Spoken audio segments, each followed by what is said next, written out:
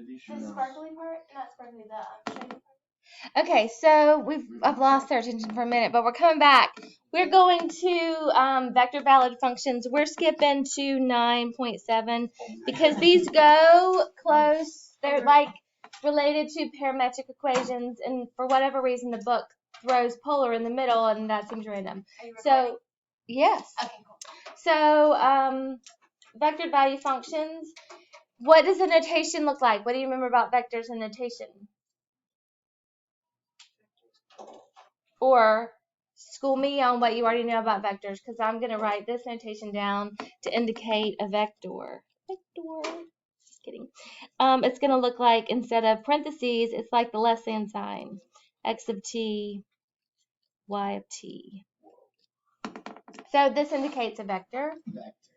And it's similar to parametrics in that we still have time as the indicator of what's happening, but vectors are going to indicate direction, and the derivatives, how we handle them, are going to be different than parametrics. It's like parametrics within the vector space.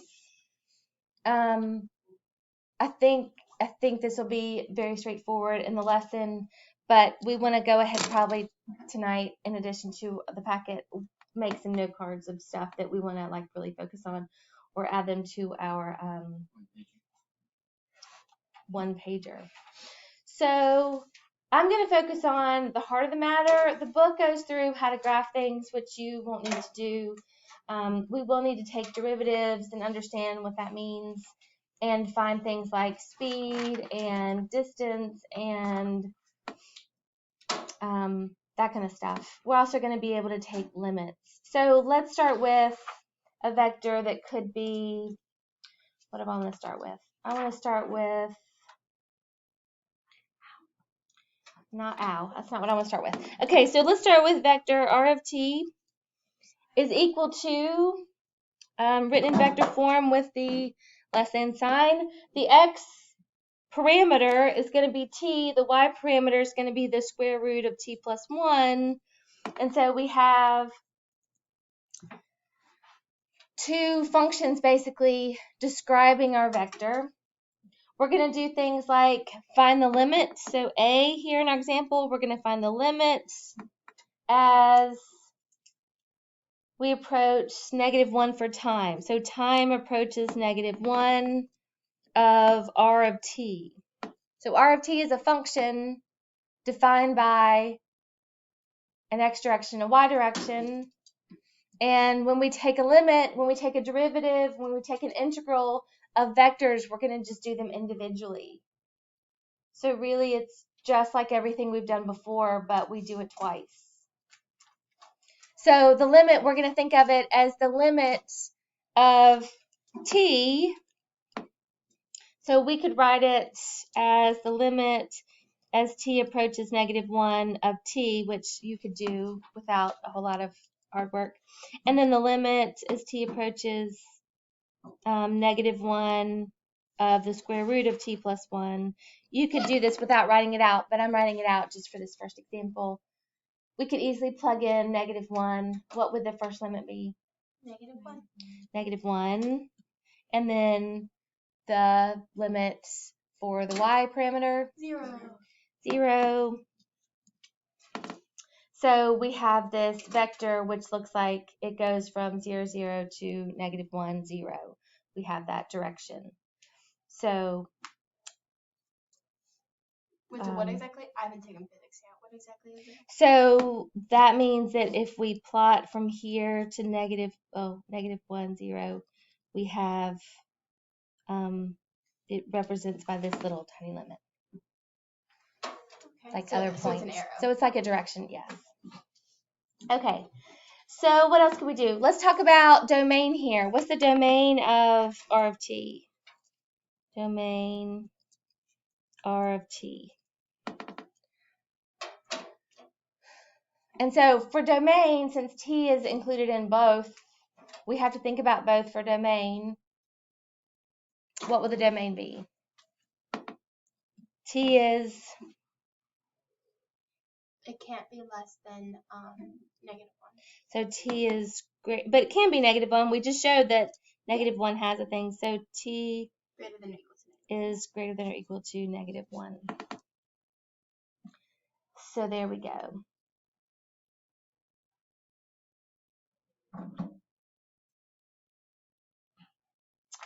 Okay. Oh, what else was I going to do? We could take a derivative here. Let's do that. C, take a derivative. Find r prime of t. Oh, I still need t. There it is. So r prime is different than parametric. And again, I'm not really good at describing why it's different, other than vectors need the x and the y coordinates, so we're not going to combine them in the way that we did for parametric equations. We're going to individually find, so we're going to find x prime of t and y prime of t and list them as a new vector which represents the derivative vector.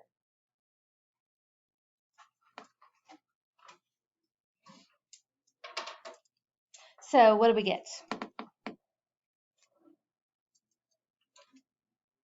You get 1. 1 and 1/2 t plus 1 to the negative half times 1. So yeah. So finding a derivative is not that difficult. That's very handy.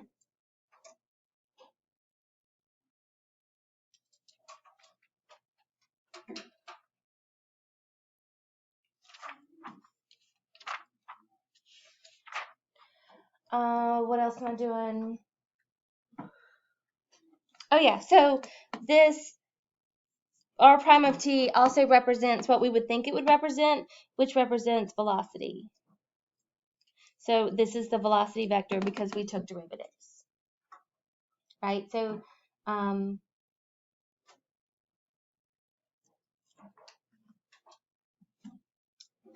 that is not any big shakes. How about acceleration? What do we think we do? D. Find acceleration. take another one. Take another one.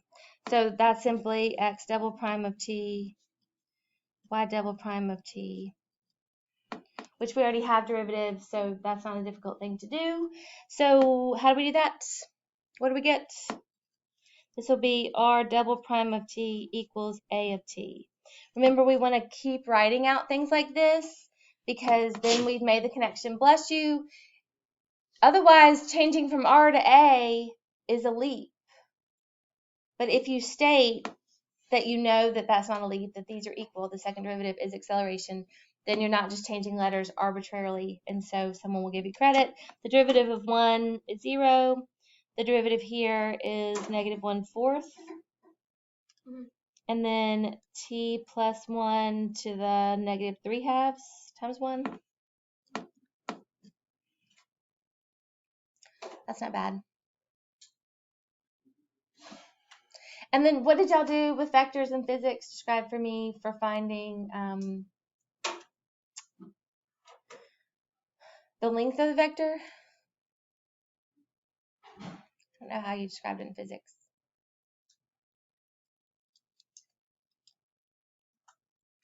No? Okay. I know what you're trying to ask. I know. I don't know how to describe what I'm trying to ask either in I physics probably speak. know what you're talking about. Yeah. The way. Okay, so a vector is a way to represent direction and magnitude. So if you're looking for the length of the vector, that represents speed in this case. Yeah. Okay. We did do So speed, speed is what? Speed is velocity. It's actually the absolute value of velocity, but we're going to find it by using the Pythagorean Theorem. Yeah. So speed does equal that, right? the absolute value of velocity, and speed equals the absolute value of velocity, In physics, did they use the double bars to represent how to take Pythagorean Theorem? No. Okay, so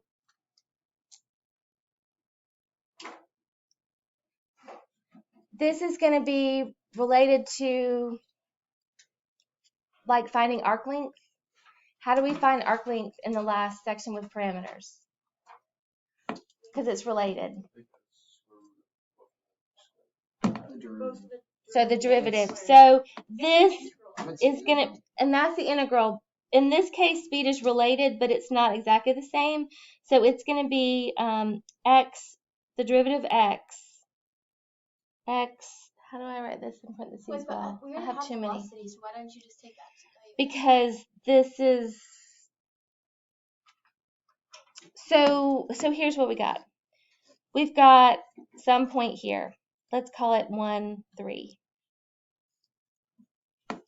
And it describes the direction, because we could have angles going off in any direction, but also how long this is describes the magnitude of this vector. If it's longer, it describes more magnitude. I don't know how to, I'm not good at this.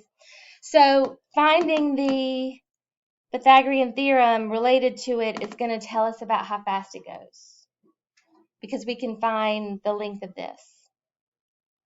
And without a lot of hand waving, we're going to push that I believe button, and we're going to write this down in our trusty stuff. We did that before. We found, like, if you gave me the diagonal, we found the 2 other ones based off the angle using, like, trig. Yeah. Y prime of t squared. So it's related. This is going to be the speed formula, and we're going to just go with it and go practice the math and get good at it. So this is going to be a trust me and push the I believe button. And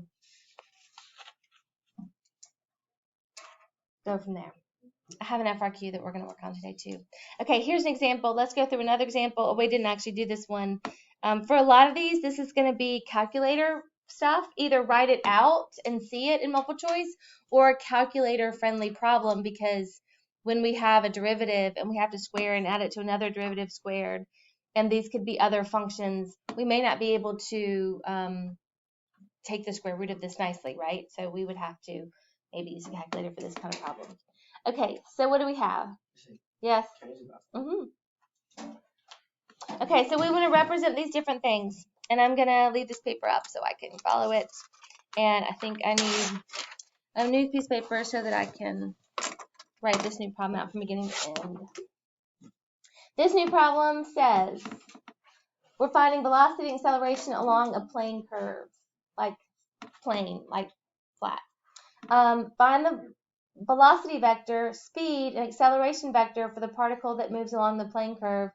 C, described by this R of t. So R of t says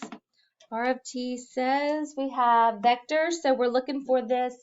That's the really ugly bracket, but you get it. 2 sine of t over 2, comma, 2 cosine of t over 2. Better. So what are we looking for? We're looking for first the velocity vector. So this is the velocity vector. Velocity vector is a new vector, so it's still going to have t's in it, that describes this function and the velocity at any time t. So it'll be a way to describe it. So the velocity vector means what? Just the derivative. Take the derivative. So we're going to do that for both. I'm not going to write it out in notation this time. I'm just going to take the derivative. It's going to be 2 times, and it might take 2 steps for me because I like steps. 2, and then derivative of sine. Cosine. 2 cosine, keep the t over 2, times 1/2. So that will simplify to cosine of t over 2. And then the next one I can do probably easier because I got that chain rule part. So what's it going to be? Just negative sine t over 2. Yes, so negative this time sine t over 2. Are y'all okay with that? And so that's the velocity vector. We found it. The book did a much better job than I did. They said that's equal to v of t, which is equal to r prime of t. This notation is important. If you don't have it, then that would be sad. They might not, even though you've got good math, they might not believe that you understand that connection. Maybe you're just following a routine. You don't know you took it. I don't know. It seems really obvious to me, but you still have to have it, so write it. Okay, the next thing we were trying to find is speed. So B is find the speed. And so we're going to write this out. It turns out this one's going to be solvable, but speed is going to be what we just did. It's the Pythagorean Theorem, except it has the added indication of velocity vector. Because we're finding the distance of, so speed is the distance of the vector, right? And that's going to be the x part squared plus the y part squared and the square root of it. But it's going to be of velocity, distance of the velocity vector, which is why it is the prime. Okay, so I've just explained it. Sometimes I need to write stuff down before I can say it out loud. So we're taking the x-coordinates of velocity, the y-coordinate of velocity, or putting in the Pythagorean theorem to find that magnitude, which is speed. So Pythagorean theorem. It's going to look like this. The square root of the derivative squared, cosine, and I suggest for some of these that you put the squared on the outside, like you'd have to put it in a calculator, because A, you might have to put it in a calculator. But B, you'll see what I mean in just a second. Plus negative sine t over 2 squared. And we did it. Good job, us. It turns out that for this velocity vector, what do you know about cosine squared plus sine squared? Equals 1. It equals 1. It doesn't matter that this is a different unit. We could use substitute and say this is cosine of u squared plus, and this squared would be positive, sine of u squared. It doesn't matter what this argument is because we don't ever know what the variable is inside. Does that make sense? But it is, oh, it's a negative, so the square root. So this would still be cosine squared plus sine squared inside the radical, which is the square root of 1, which is 1. So speed for this simplifies to 1. That was handy. So it doesn't matter, like, if it's like cosine of like 28 over 2. If it said cosine of 4 pi or 4t plus sine squared of 10t, they would be different angles. This wouldn't work. Oh. But these are the same angle. So you could replace this with monkey face, cosine of monkey face squared, sine of monkey face squared, and it doesn't matter because it's the same monkey face. Yes. Okay, C said, can you find acceleration vector?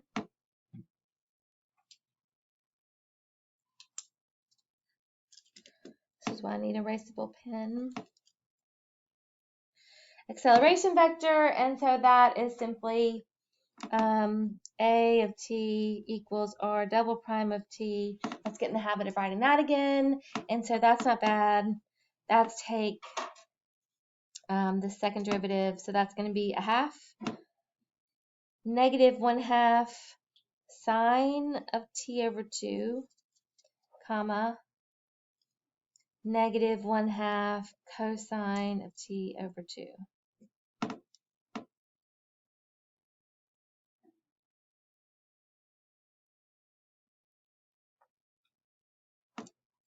Yay.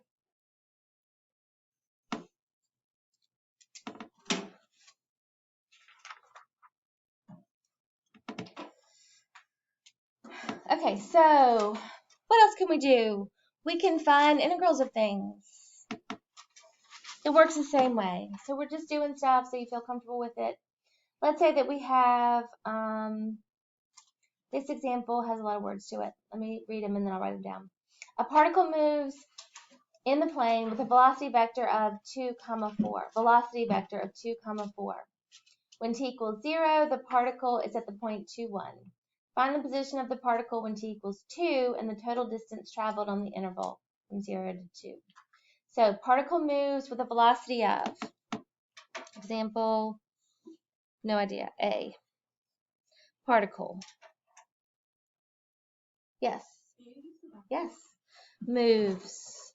Velocity vector is going to be 2, 4. Okay? When t equals 0, the particle is at point 2, 1. T equals 0, we're at 2, 1. Like this goes together. Find the position of the particle when t equals 2. Find position when time equals 2 and the total distance traveled on the interval. So we'll do that in a sec. A, find the position when t equals 2. So when you have velocity, how do you get position? Integral. Yes. So here's how we're going to write it in calculus. We know how to write integral of v of t. Like this would be regular calculus that we've done all along from v of t. And we're going from 2 to 4. Nope, we're going from, I didn't write that down. We're going from time equals 0 to 2. Time equals, here we go, 0 less than time less than or equal to 2. There we go. So we can find position if we take the velocity and take the integral of it from 0 to 2. And how that looks in vectors is just like we did with derivatives. We're going to say vector notation says the integral we're going to take from 0 to 2 of 2, because that's what our velocity vector is for x is 2. And then it's going to have our dt on it, because this is all in terms of time. And then we're going to have from 0 to 2 of 4.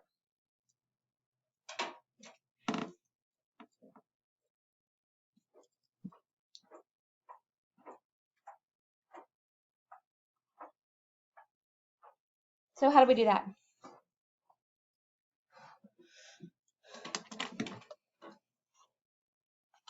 We just have 2 little math problems to do. They're not hard. We don't combine them or anything. We look at them individually. What's the integral of the x parameter? So 4 and 8. So Luke, did you do geometric? Or did you do the integral? I was just guessing. I just multiplied the area. Area, exactly. So this is the line, straight line at 2 for 2 values. That's an area of 4. That's perfect. You could also say it's 2t evaluated from 0 to 2 and plug that in. That would be 4 minus 0 is 4. However you do it, they're both fine methods. They both work. So that's going to be, you said 4 and this guy is 8. And so we have the displacement of the particle. And then where was it?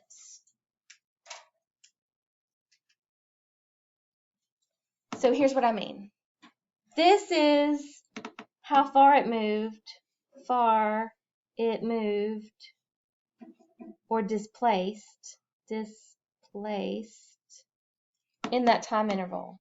So it moved 4 to the right and up 8. From where?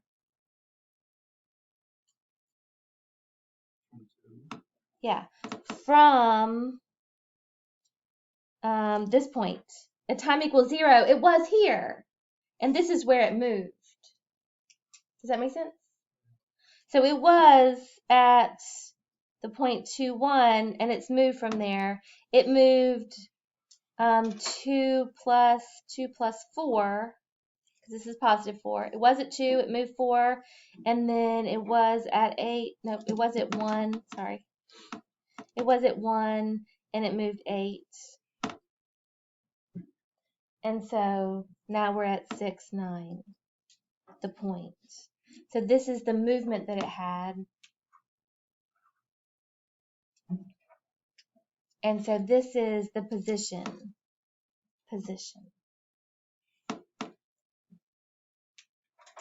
It's very similar to what we did before, except before our particles just lived on an axis. This time they move left and right, up and down. They move in a direction. So it's much more interesting this way than just the ant is crawling on the ground and only moves on the x-axis. What else am I supposed to find here? The other part of the question is find the total distance traveled on the interval from 0 to 2.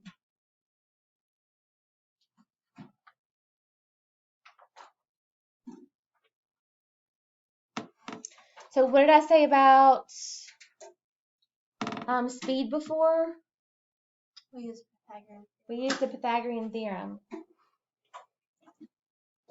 So in order to see the distance traveled, and this may be another memorization thing, we're going to do the integral from 0 to 2 of the absolute value of velocity of t. This is distance traveled, total distance, thank you, traveled.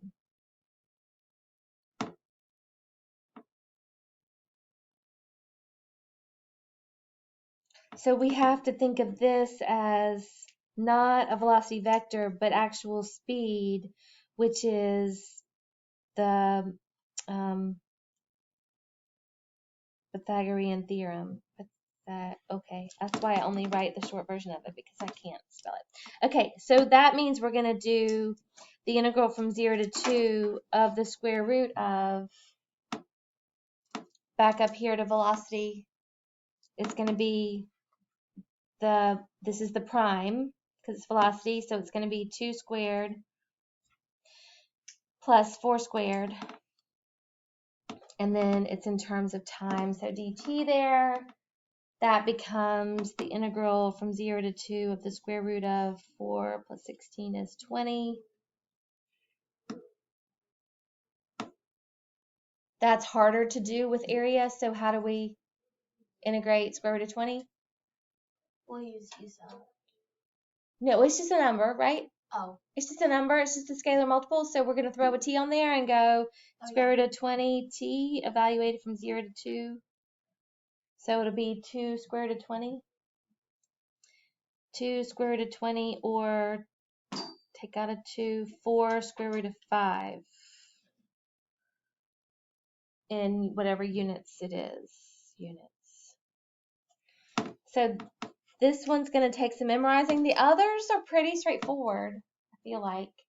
Although the displacement, you need to know where you start at a point and how to walk from one point to the other.